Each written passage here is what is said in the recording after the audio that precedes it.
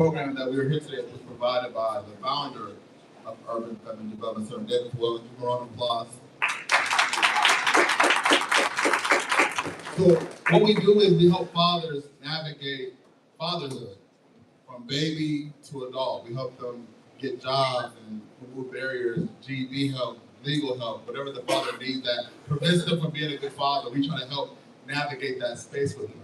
So today, if you're a father and you haven't seen me already, make sure that you stop and see me at the end. We got something for you, and so you can sign that will help you along the journey. Also, I'm connected to Evolve and United Returning Citizens.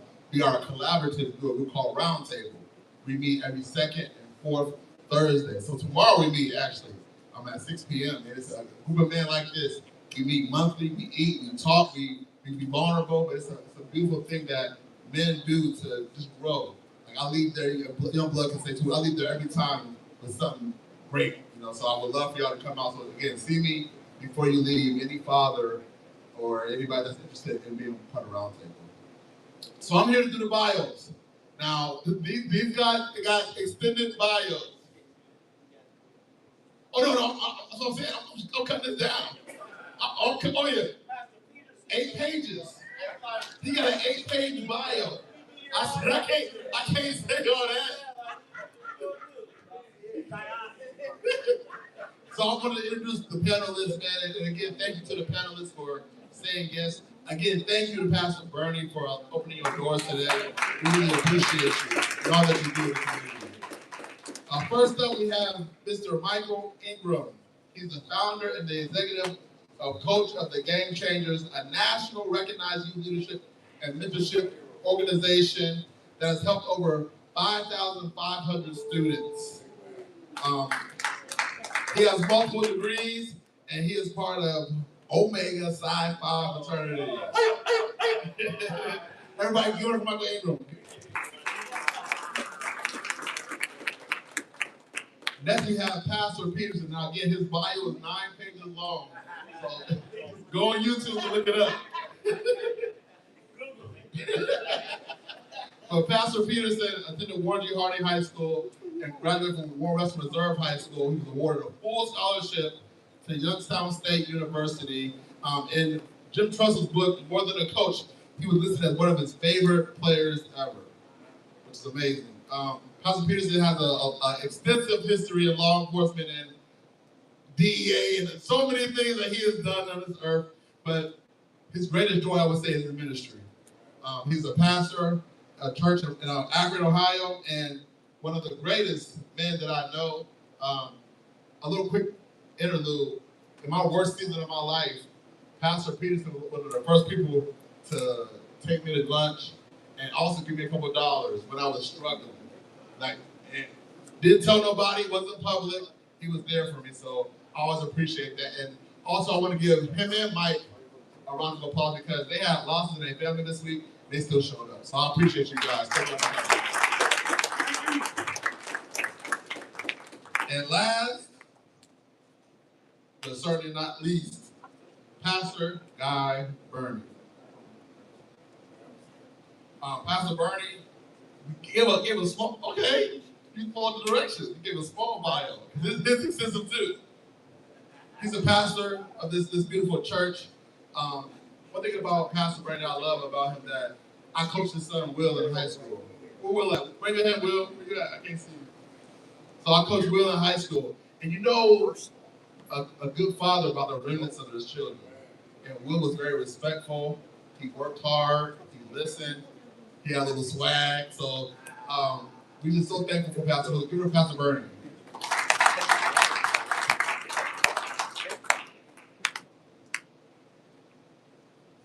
Good evening, everybody. All right, so we clapped it up for the panel. Now I want you to give yourselves a round of applause for being here.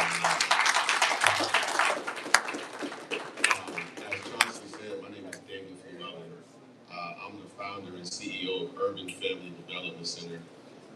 We are centrally located in Columbus, Ohio, and we have been humbled and gracious enough to be able to expand our work across the state of Ohio. And so we serve Dayton, Ohio, and we are now serving Youngstown, and we are in Dayton, Youngstown, Newark, Ohio, and Columbus. And so we're so honored to be able to do the work that we do. I count it a privilege to be able to be an instrument to facilitate helping men and helping dads be the best version of themselves. And so we're just so thankful to be here today.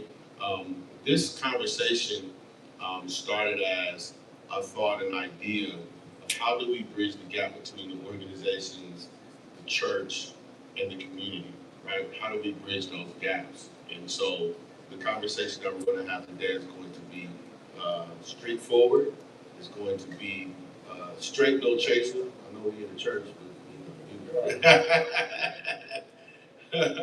but we want to be transparent. We want to just keep it real, right? We want to be honest. We understand that, and I think Pastor Bernie said it. Iron sharp as iron, right? And I want you all to know that you're in a safe place today.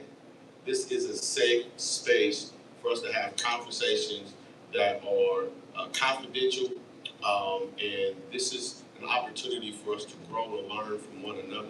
So we're just so happy to be here today, and we're going to have some questions that I'll propose to the panelists, and then we want to hear from you all, right? We don't want us to sit here and talk, but we want to hear from you all. Is that all right?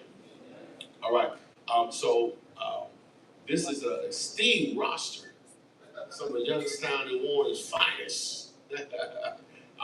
My first question is, um, again, the work that we do is centered around fatherhood. Um, if you don't know, fathers play an essential role in the development of our children. And even if you're not a biological father, you're um, more than likely a mentor of sort to someone connected to you. I guarantee you there's some young person somewhere watching you, right? And many times they don't have a father themselves. Um,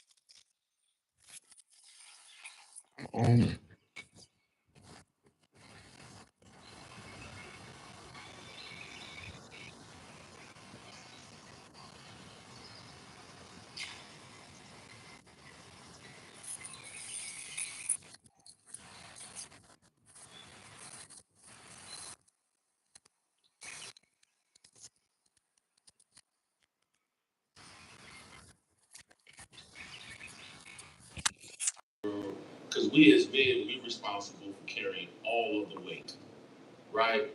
And then oftentimes nobody ever asks us how we feeling, how we doing. It's just like we're expected to carry all the weight and then not say nothing about it. Like keep all those emotions to yourself, hold it in. Because if you grew up on a block like I did, you would dare not show your weakness at all. If you appeared to be weak, somebody running their pockets. And so we were again taught to hold that in because if not, you can be taken advantage of.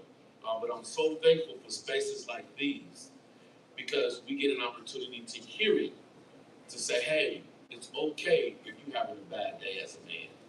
It's okay if you're dealing with emotional feelings and situations. And so I think when you said that, it made me think about being committed even when it's tough.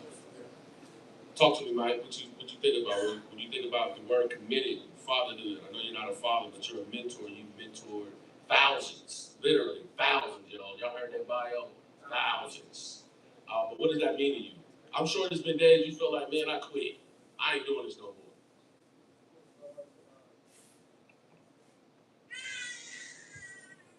more. We working on the resignation letter. No, I'm playing. But So you got a draft in at the house? Draft. Keep it in drafts. But to be honest, for me, commitment starts with showing up.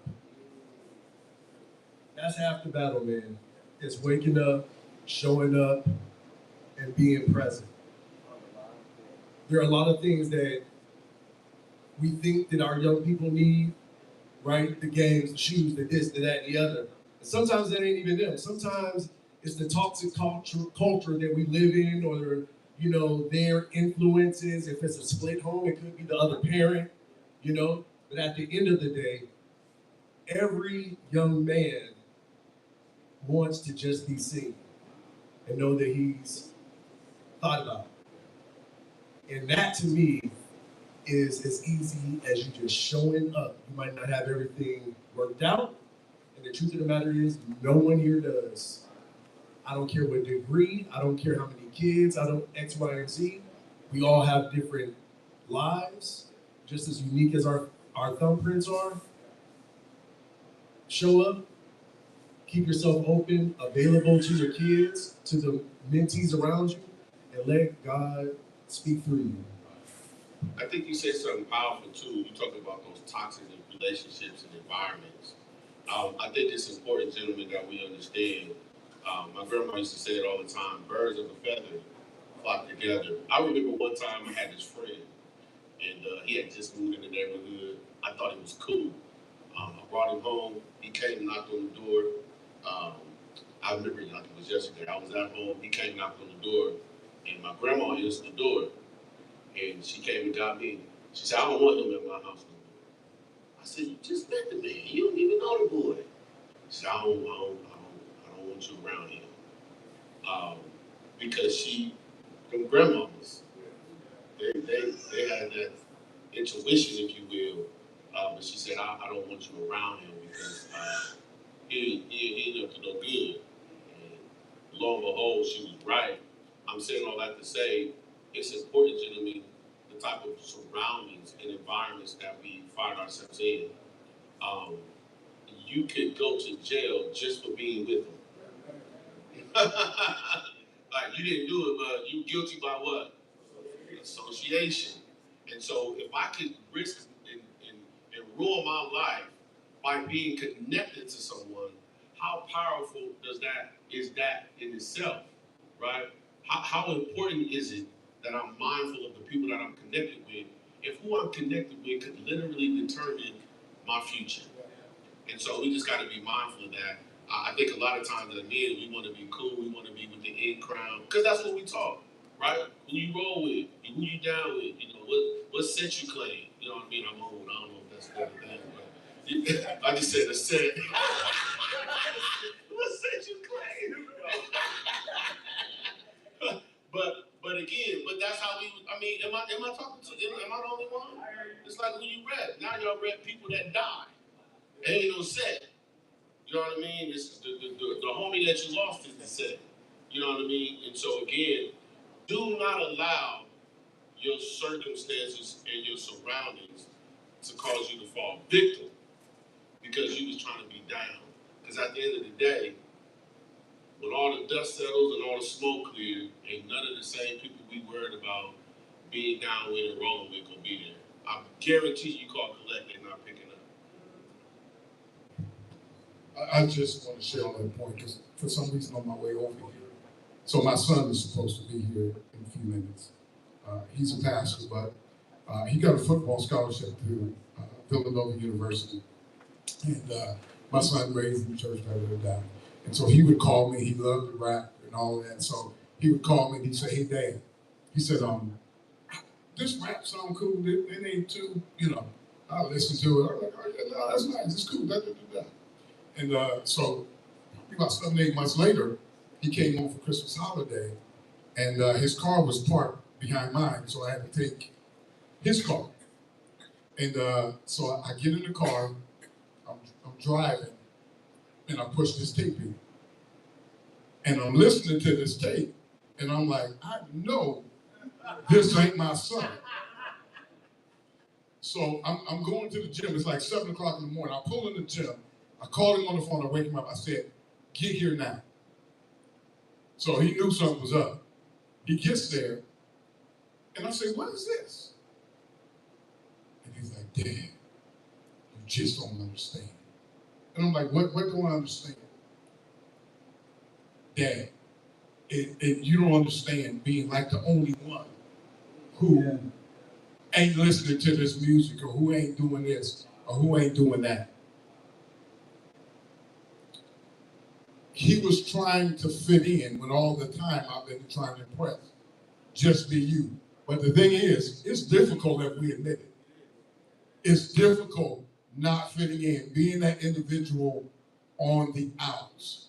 But you have to remember, you have a purpose. And everyone doesn't understand what your purpose is. And everyone is not looking to help you in your purpose. So make sure you keep your mind focused on what you need to accomplish and not somebody else trying to make you into something else. Don't y'all tell him I told that story when he come in. Oh, yeah, we tell him you pushed the tape in. I'm still tripping off the tape. You said you put it in the tape. The tape, he had a pull out. Y'all remember the pull out decks? Good stuff, good stuff. All right, Guy, did you want to, Pastor Brandon, you want to weigh in on that committee thing, or you want to roll? Yeah, I mean, All right. honor time. Listen, as a man thinketh in his heart, so is he. And so, what I would say with commitment is you have to make up your mind. What I've learned is a brother with a made up mind, either positive or negative, you can't shake it. And so, what if we made up our mind to do right? Drop the mic. All right. This leads us right into our next question. Presence versus participation, right? And so we're talking about as a father or a mentor. I'm sure we got some football coaches in here. If you don't got no kids, biologically, you got a whole squad, right? 20 or 30 of them, depending on how big your team is. But presence versus participation. I'll start with you, Pastor Bernie. What's the difference between being physically present and truly showing up for your child? I'm just talking with simplicity today. Anybody ever been riding in a car with somebody, especially your girl, and you mad at her? Raise your hand. I need to see this. I need to see. Don't lie. Don't lie in the sanctuary. In the church. Don't lie. Some of y'all why? And you going somewhere. You going in the same direction. You're in the same car, but there's no communication. There's no engagement. Right? You're in the same space. Y'all gonna end up at the same spot. But every time she make a noise, you turn the music up. Right? Or it's one word answers, right? That is the difference between being physically present and participating. Some of us are in the house, in the car, in the building, not participating. There's barriers to our communication, to our engagement. Some of those barriers are with the person we had the baby by. You feel me? We gotta. So one of the things I've learned in life is my time. As I get more and more busy, it fleets. They said it seems like it's not time. But what I try to make sure of my family is when I am there, I'm fully there. Might not be as much time as I like all the time, but when I'm in it, I'm in it. You got me? Mike, what you got, man? Presence versus participation. Appreciate that.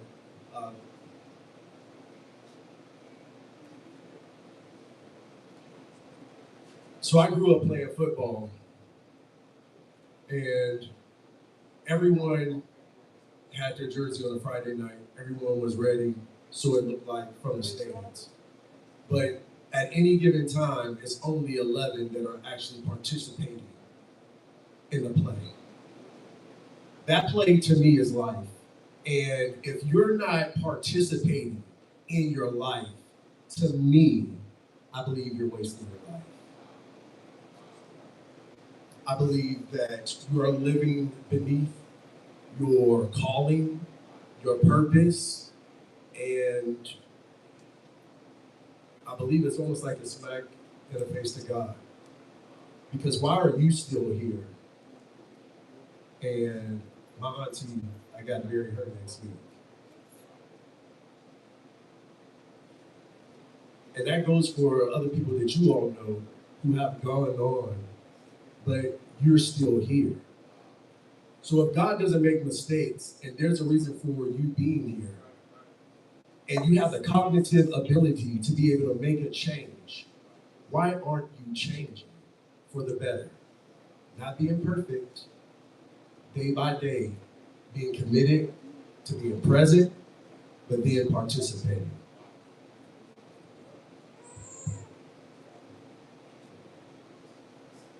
When I think about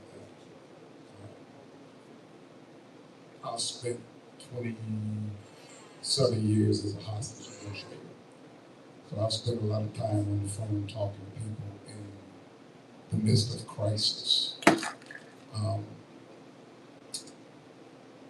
my team always makes a joke about me because they say when I negotiate, it's like a church service.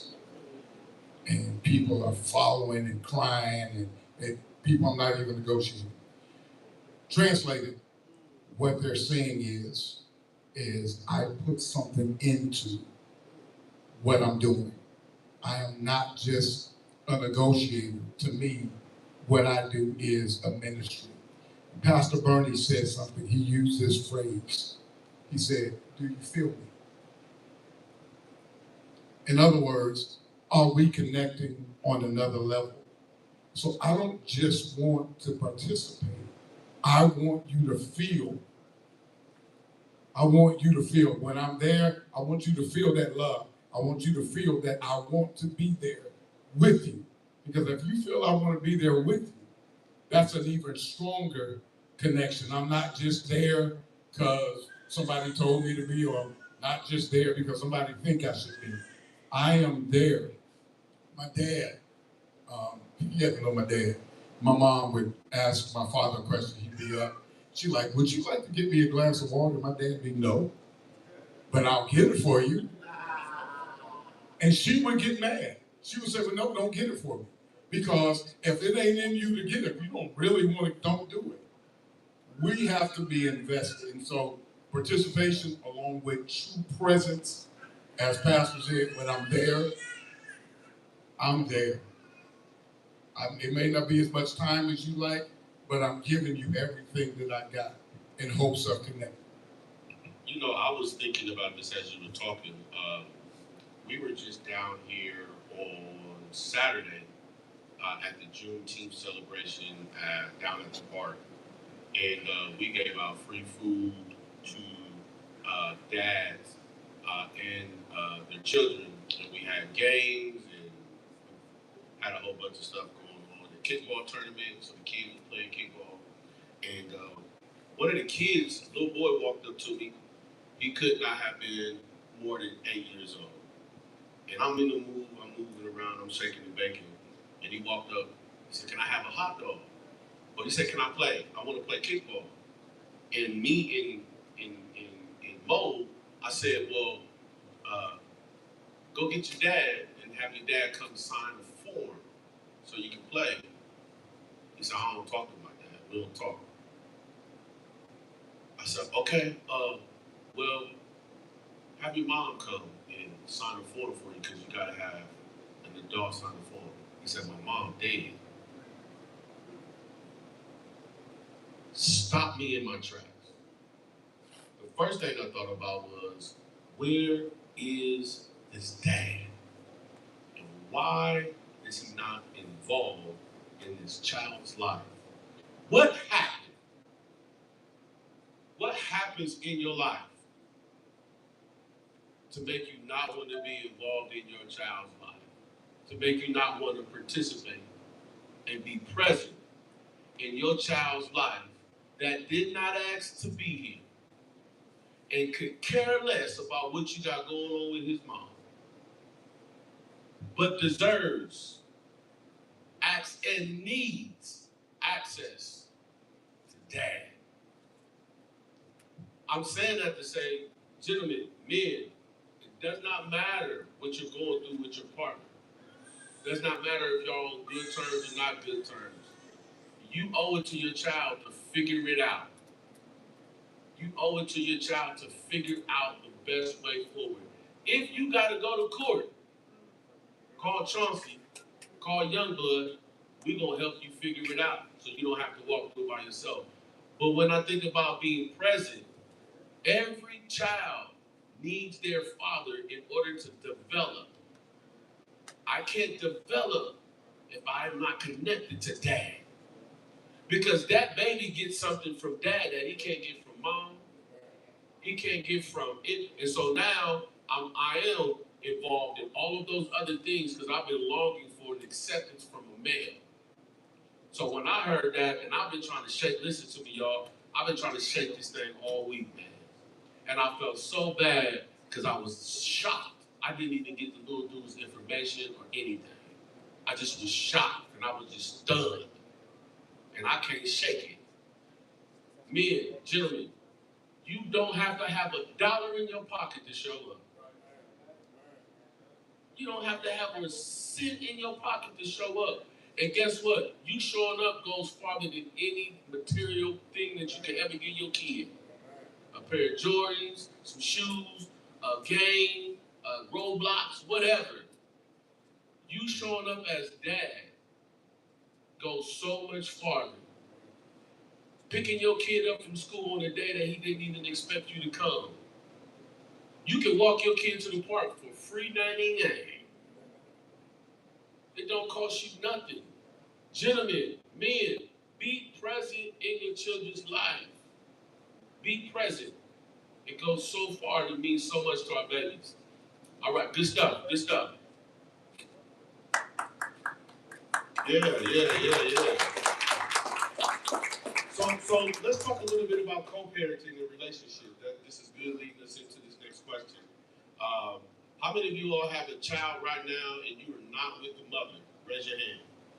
You have a child and you are no longer with the mother.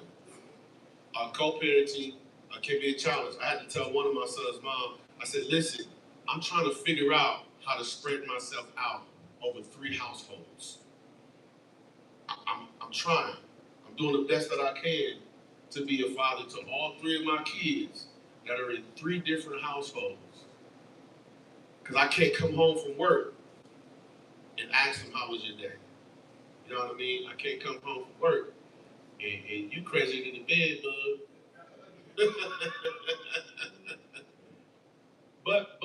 but co-parenting can be a challenge. But guess what? There are some strategies that we have and tools that we have that we can share with you to help you co-parent effectively. You have to have a good enough relationship that you and your partner can make good, sound decisions for the sake of baby, for the sake of son, for the sake of daughter. And sometimes that doesn't work, and you just gotta go get custody. You just gotta go get visitation rights. You gotta go down and get a parenting plan. And again, those are things that we can help you with. So, co-parenting. How can fathers remain committed to their children even when the relationship with their other person becomes difficult? How can we do that? Pastor Burton, talk to us. My baby mama crazy. She put a Snickers in my gas tank.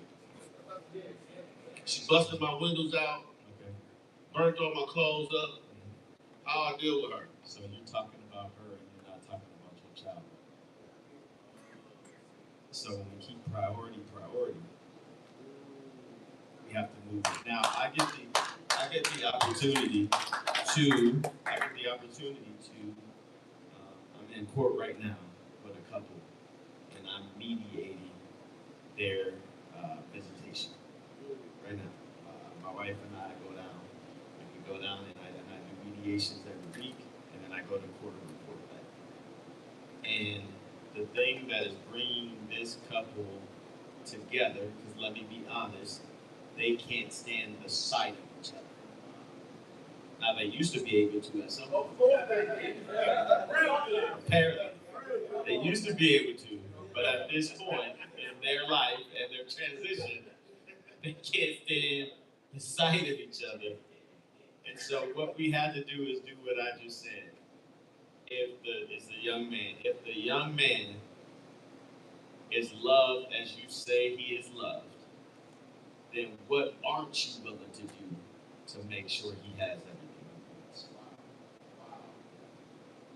So if that means, because I think a lot of times our thought process as men, women, is retaliation instead of getting to a compromise or a solution. And so when you want to retaliate because of how you feel, you will never, ever get to the point where it's going to be amenable between the both of you. I'll say this because you're the man. Somebody got to be the bigger man. And you're the bigger man because you're the male. And I don't think, never mind. So y'all got me. So the thing that helps is priority. You're not going to get along. Apparently, that's why you're broken up. So the thought of just getting along or liking what they do is that you're deceiving yourself. But what you do love is your child. And so how do I work with this person that I made the conscious decision? Y'all look at me. The conscious decision to have, well, so when y'all get married, I'll tell you, when you marry, it's called worship and praise.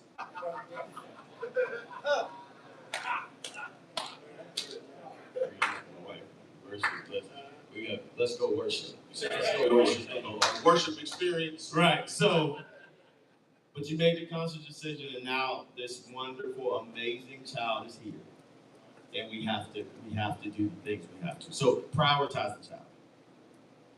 That's good. That's good, Pastor Brennan. Because the other thing is, and I want to hear from Mike because Mike doesn't have kids, and we got some dads in the room that are not kids too. But in that, I think we have to be more mindful in who we lay down with and who we have relations or praise and worship service with. Right? Because a lot of times, because a lot of times we're not compatible. We don't see life through the same lens. They want something totally different. The one they was raised different, and that's not to say that we can't, because we all come from different places. But I think we got to be mindful that we could potentially. I think my dad said this one time. He was facilitating the wedding, and it hit me like a ton of bricks. Two people come together and make a whole nother person. You bring two people come together and bring. You don't do it. God breathes the breath, but we ain't gonna do that. But you play a role in bringing another life into this world, right? How powerful is that experience? Sex. How powerful is the sexual experience that, as a result of it, comes in another person? A life that now, guess who's responsible for it? And guess who's gonna have to stand before God one day and say, hey, what did you do with that baby I gave? Because it was a lady and a man down the street that cried and prayed and slobbered for a baby.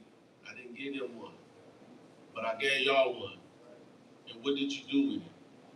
So again, be mindful. I know y'all, nobody is childhood sweethearts and high school sweethearts. You don't see that no more. They fell madly in love in high school and went on and got married and raised a family. You don't see that no more. Be careful who you lay down with. Talk to me, Mike. So praise and worship, is that what we talking about? That's God. I don't call it that. I call it something different. At our church. let me focus. I've been thinking about it ever since you said that. So, give me what's the one-liner? What's that? Co-parenting. Co-parenting. Yeah, we can't get along. We got a baby together, but we can't get Gotcha. along. So at 13 is when my mom and my dad separated. And I only remember that because, of course, you're going into your teenage years and you're becoming a man, your body's changing, and you got questions. Even if you don't say you got questions, you got questions. So the whole co-parenting piece, I can only speak of this as far as in a son wishing that my dad would have stood around, and how that began a bridge in our relationship, a chasm. I'm sorry, not a bridge, a chasm, a ditch. I don't know, whatever you want to call it, as far as the east to the west with my relationship with him, because here I am going through phases of life, and he's nowhere to be found.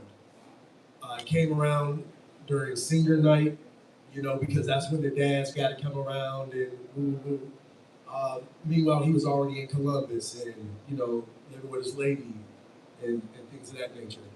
And I can't say that my dad is all bad either. He lived out of his limitations and then made games out of everything else. He was the life of the party. Like, you wanted Mike to be there because Mike was about to change the whole dynamic. I guess what I'm saying is that if he was that committed to making other people happy as he would been to making me happy, where would that have been in my life? Right? If you could put on for them, and it takes a fraction of that to put on for a child, how much further ahead would I be? All in all, God takes care of his children. So regardless of his role, I'm good. But that doesn't take the responsibility and accountability off of us as men to make sure that we step up, regardless of the other person.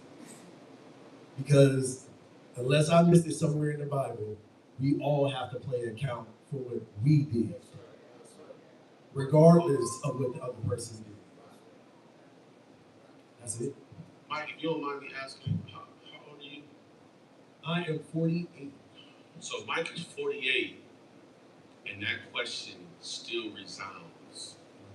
If he could have done what he did for them, for me, how different would I have been, right? And so, again, we go through life still trying to fill the void that was left when Dad's not there. 48, right? Yeah. And so again, just to show you how powerful and how essential your role is in the life of your kid, what you tell God? What you tell him? I would love to hear.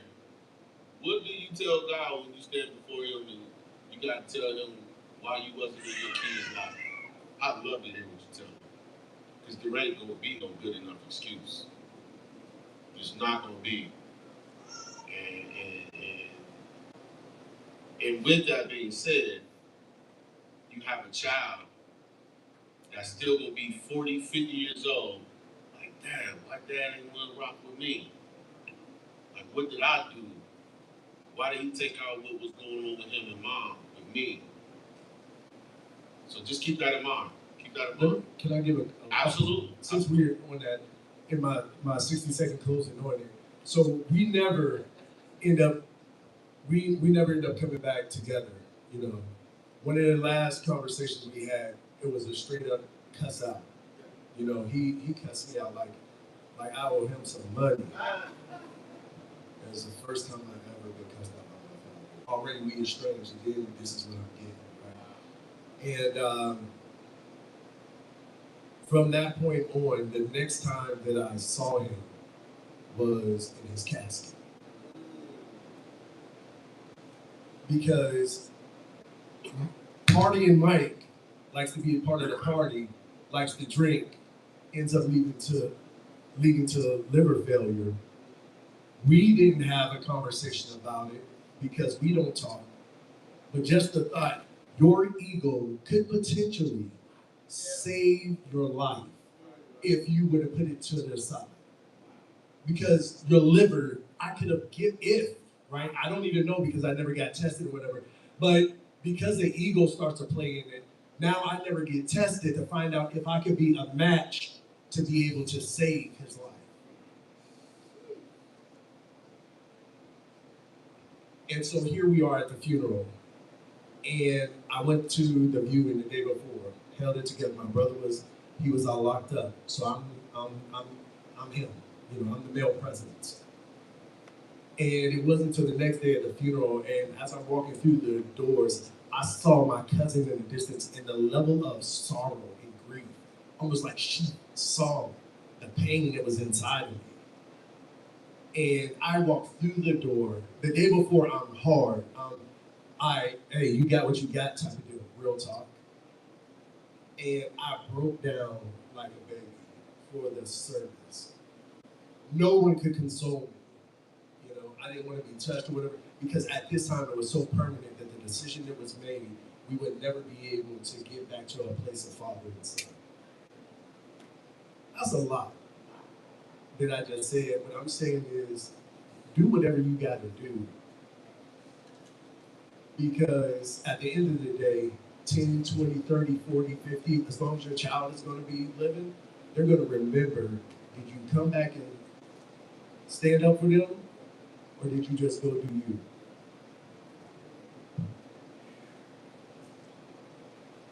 Wow, that's a lot. Dr. Peterson, you got anything you want to add that we move on? It's amazing how God works. I'm telling you, I'm sitting here thinking about my response. And my response was, fellas, don't let your ego get out of control. That's all I'm going to say because they've already said enough. But that's what I was thinking. And he just spoke it. Good stuff, good stuff, good stuff. Mentorship and legacy. You know, we're talking about fatherhood, we're talking about being an example. You know, our young boys and our young girls are looking up to someone. That's just a part of us growing up. We look for someone or something to model. I tell our dads all the time, I don't get to facilitate like I used to, but I tell our dads all the time, the first relationship that your daughter has with the man will be with you. The first relationship that your daughter is in with the man will be you. And unfortunately, in many cases, many men are the first man to break their daughter's heart. We can't be the first man to break our daughter's heart. Our sons are looking at someone to try to figure out, how do I be a man? And if you're not around, they're going to get it from somebody. And a lot of times, it's not a good model in which manhood looks like. And so now, they go through life with misrepresentation of manhood. And now